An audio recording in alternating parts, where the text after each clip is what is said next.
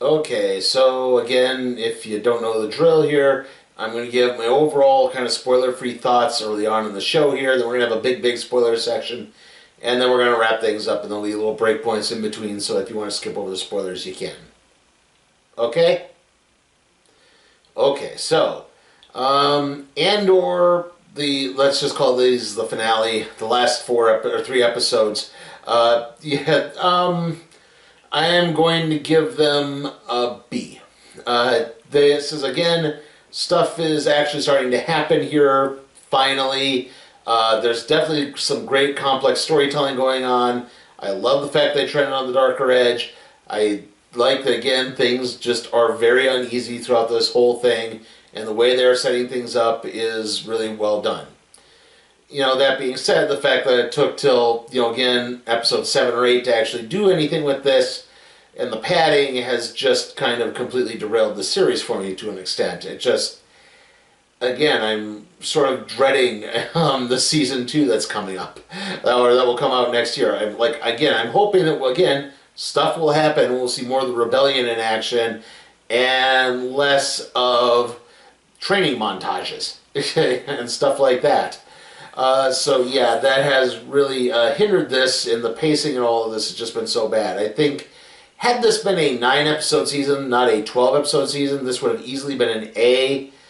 That being said, the fact that it's had such a slow and dreary start, I just can't quite give anything up that high. I do think it's a lot higher than the C's I was giving very early on, though, so I am going to give the season overall a B-. Yeah. Again, entertaining at times, good storytelling, but, I'm all for a slow burn, but there's a slow burn, and then there's just tedium, and unfortunately, Andor early on tipped over into tedium. So, yeah, the last 3 episodes, B, season overall, B-. The Star Wars Power of the Force Collection. The biggest ships for the biggest battles. Now, in the sleek X-Wing fighter, as rebel hero Luke Skywalker, you experience the real movie sounds of spaceflight. Your mission, free Han Solo from the clutches of Darth Vader and bounty hunter Boba Fett. Now you have Imperial scout troopers on their speeder bikes. And massive scout walkers to deal with. Are the X-Wing's laser cannons enough to free Han Solo? Now you have the power. The Star Wars Power of the Force Collection. Figures and decals each sold separately from Kenner. Nobody does Star Wars like the power of the Force from Kenner. The biggest, most realistic Force in the universe. Only the power of the Force brings you the biggest heroes and villains straight from the movies, and the largest fleet of full-scale vehicles ever. We bring you the real movie detail of the Rebel Snowspeeder, the blazing lights of the Luke Skywalker lightsaber, and the big movie sounds of the X-Wing. When it comes to big size, big detail, and big movie sounds, now you're playing with the power. Star Wars, Power of the Force. Figures and vehicles each sold separately. Batteries not included, only from Kenner. Okay, again, this is the spoiler section for episodes 10 through 12. Skip to this point if you wish to avoid. And if you're listening any point beyond this, basically the way I'm going to try to get this done is I'm going to focus kind of on the main plot and then the little subplots within. Or at least as we go through these episodes, hopefully, if that makes any sense. So anyway, episode 10 is called One Way Out, and it's about Andor and Kino Loy and the other prisoners breaking out of the manufacturing facility on, I can never remember the name of the planet, because of the name,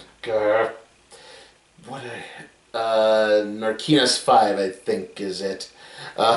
Anyway, yeah, on that planet where they're assembling parts, we'll get to what they're assembling, I guess.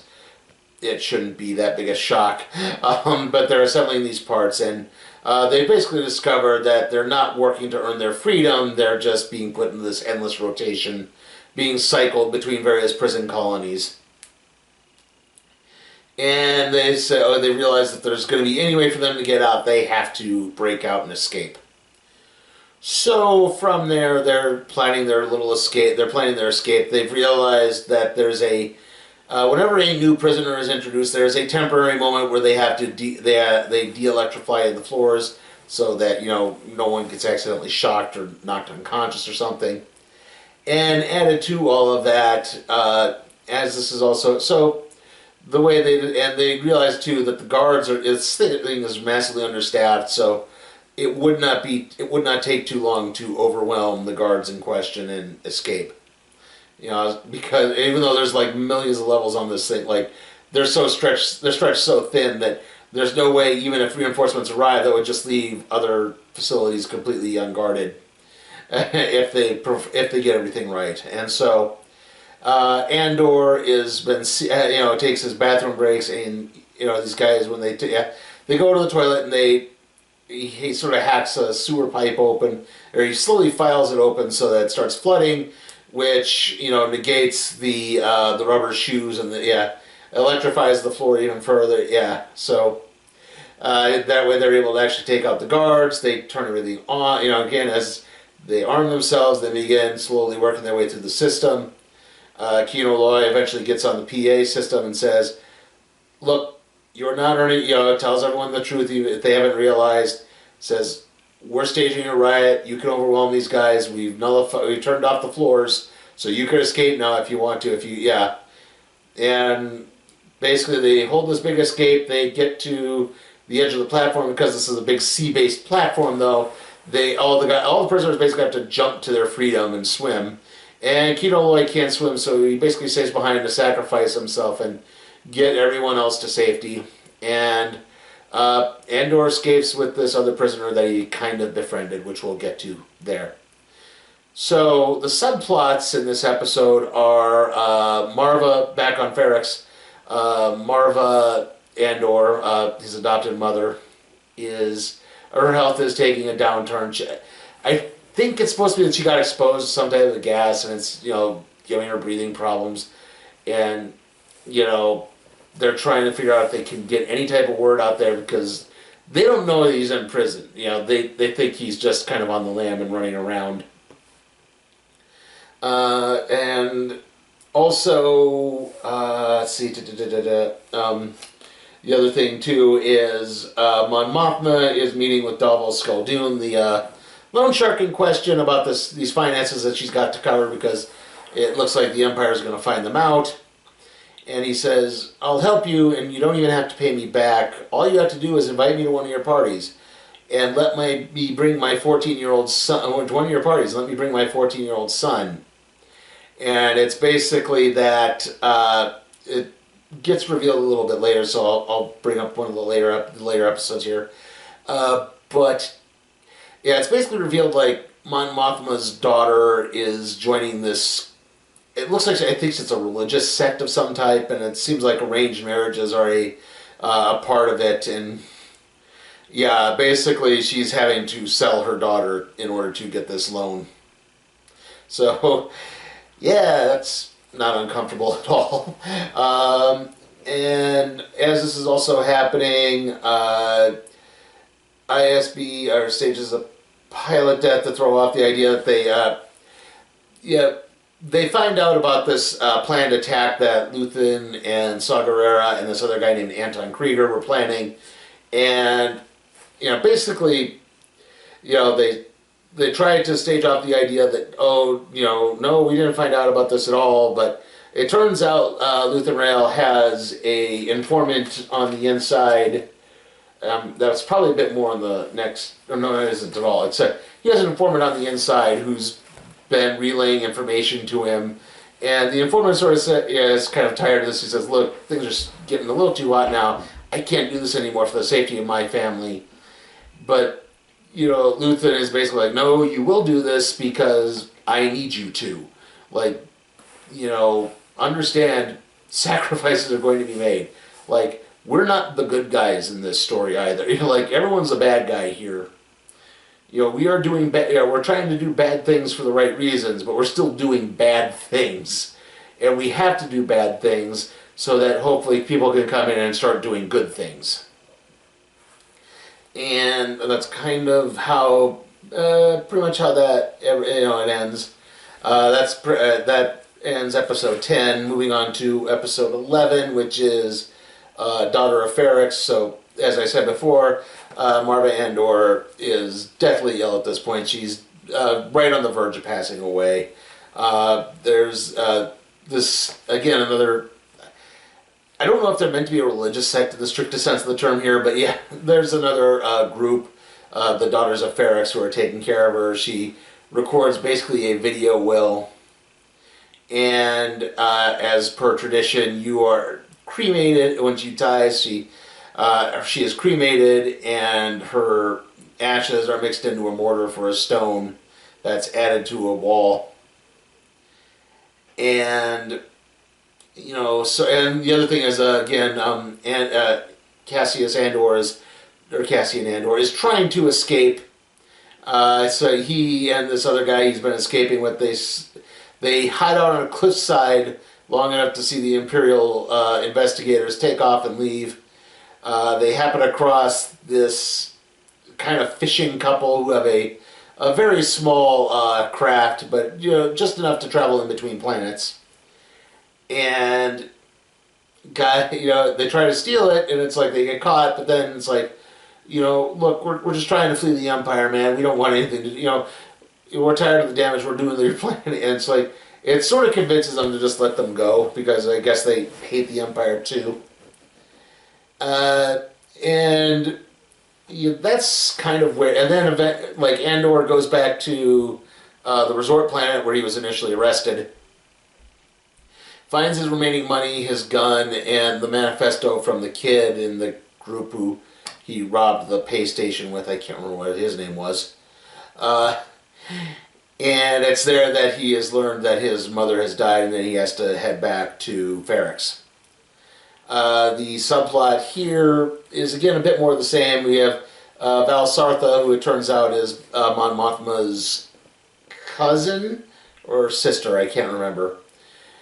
And she is, she's talking with Mon Mothma, and she's trying to figure out some things.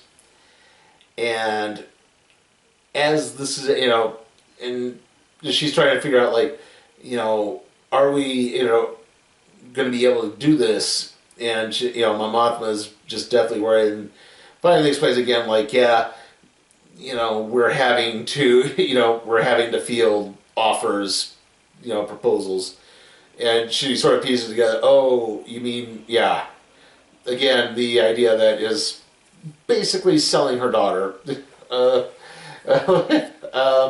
Also, Cyril has found out about Marva's death, and he's going to head back to Ferrix at some point. He steals money from his mother to do so. And that's pretty much it for that episode. It's mostly, yeah. And then also Luther Royale talks with Saw Gerrera, and says, look, they know, so don't deliver your air support. Let's try to minimize the casualties as best we can. Make ISB think that they've gotten a total victory here, because if we call everything off, we don't attack, they're going to know that we know. But if we all could fight, we all get killed, and they get total victory. But if they think they're just defeating a small cell, they're just defeating a small cell. And from there, Luthen goes back, it gets the word about, also hears about Andor's mother dying, and he starts heading to Ferrix, which brings us into episode 12, the season finale, Rick's Road, which is the sort of main street in Ferrix where the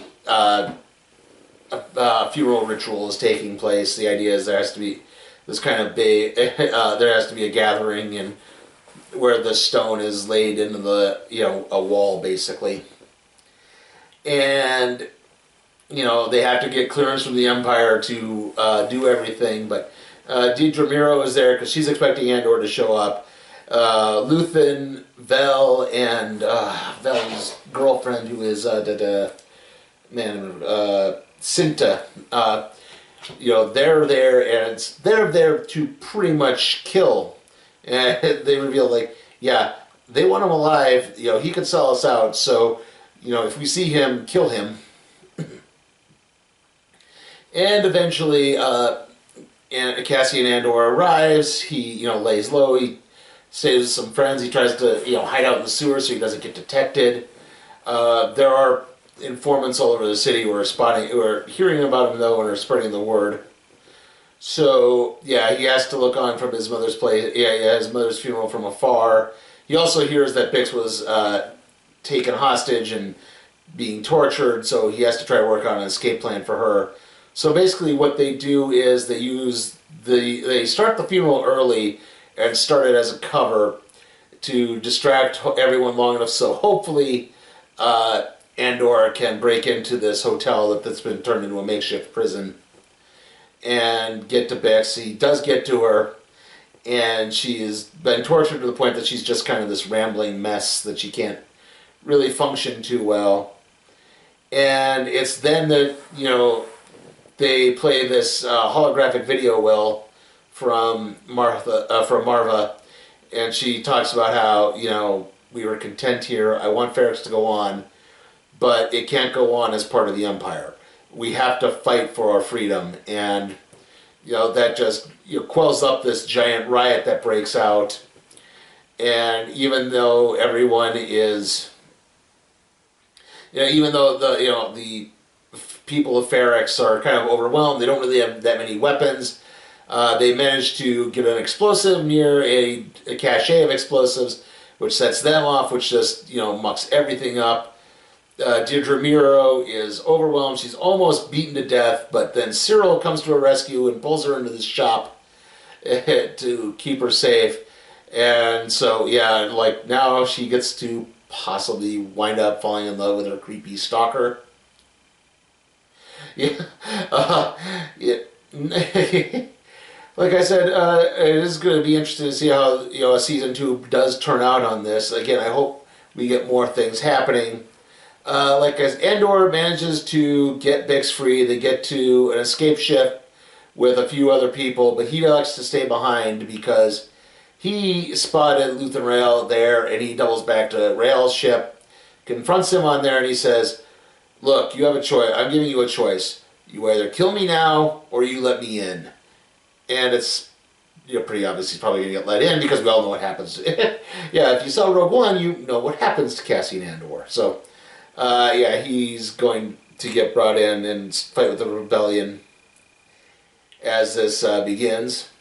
And that in turn brings us to the post-credits stinger, which is that all those parts they were manufacturing were for the Death Star. Are you that shocked? I mean, I guess early on I thought it looked more like engines and stuff like that, but no, they're basically the reflective laser panels for the Death Star beams. Yeah, it's really not shocking anymore. We saw the Death Star under construction at the end of Episode 3. We saw the finished construction effectively in Rogue One. They're probably working on the Death Star. It's not a surprise anymore. Like I said, definitely an interesting series of episodes that again continue to explore the darker facets, the truly darker facets of the rebellion and what is having to be done in the name of freedom, even the stuff that people don't really want to do. And like I said, that part is okay. That is good. I also kind of like the idea, again, showing that, as much as we like to think of, it was Luke and the Force and the Jedi that brought down the Empire. No, it was really just, incessant paper pushing and, bureaucracy and attention to detail that, getting caught up in matters that just didn't really mean anything in the long run and focusing on, a bureaucrat focusing on this one guy for so long. It's like, no one, why not fix this other thing and then go back to it? And, again, the mucked up bureaucracy that just causes the rebellion to succeed. It's almost nothing to do with the overall victories themselves. But Ferrix being the new focal point of the rebellion, and again, things are slowly starting to, tick that way, obviously. I mean, that is very well interesting. But again, just the padding, again, an episode that was just nothing but one giant training montage. It didn't, episodes where just nothing of note happened. And I had to fight and claw to figure out what it was I was supposed to be talking about because nothing happened. And there were 40 minutes of nothing happening. Again, just really bad pacing in this. If you're going to do a 12-episode series, like I said, I am for slow burns. You can tell good stories slowly. There's nothing wrong with that. but things have to happen. Exactly. Like, you can't just be so attentive to details. Like, you know, if I could honestly compare this to anything, I would almost compare this to Game of Thrones. Like, you know, those first seasons, you know, yeah, you know, you had episodes sometimes where not much happened, but, you know, they still had some deep characters in there. There are people you could relate to, so it held your attention. This didn't, and I think that was the problem. So, yeah, it just got a little too wildly unfocused, and, you know, that's why I couldn't give it that high a grade as much as I would have liked to. It's the Millennium Falcon space shooter. But flying into battle comes Darth Vader's TIE Fighter space shooter. The Force is strong with this one. Both suit foam discs and precision accuracy. With battle styles and battle lights. Star Wars space shooters and battle belts sold separately. Batteries not included. Now the power of the Force from Kenner brings you more big Star Wars detail and more big movie size than ever before. As a rebel pilot, climb aboard your sleek A-Wing fighter and blaze into battle against Darth Vader and his terrifying TIE Fighter. Fire! Now dogfight in space with Emperor Palpatine looking on. On Hoth, you fight alongside Hoth rebel soldiers against attacking snowtroopers and their laser cannons. Nobody does Star Wars like the power of the Force. A-Wing comes with pilot, other figures and vehicles each sold separately from Kenner. Okay, so even though I'm recording this on Wednesday, it's going up Thursday, so happy Thanksgiving to everyone who celebrates it. If you heard me towards the end of my Madden video, I talked about some of the hazards I was going to be dealing with. Thankfully, they turned out to not be as bad as I thought they would be, but yeah, there are still a few rough spots here and there, but you know, thankfully I came through unscathed and done in a timely manner for the first time ever. So that helps a lot. It seems everything's going to be okay. Yeah, so next video is going to be for Strange World. That'll be up on Friday. Then it's going to be Survivor Series. I'm remembering this. The Survivor Series, there'll be another Madden review. We'll do the next 2 episodes of the Santa Clauses. I will do Willow, but I think I'm going to do Willow the week after that. I'm just going to bump it back a little bit because I just need to be able to shake out December a little bit more here. So I did get a little more time to get some things done. And of course the random trade review on Ambush Bug Year None. See you all next time.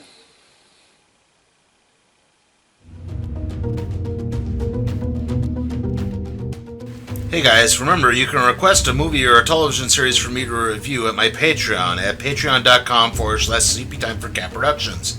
Also, remember to like the video, comment, share, subscribe, and ring that notification bell so that you can be alerted to further videos.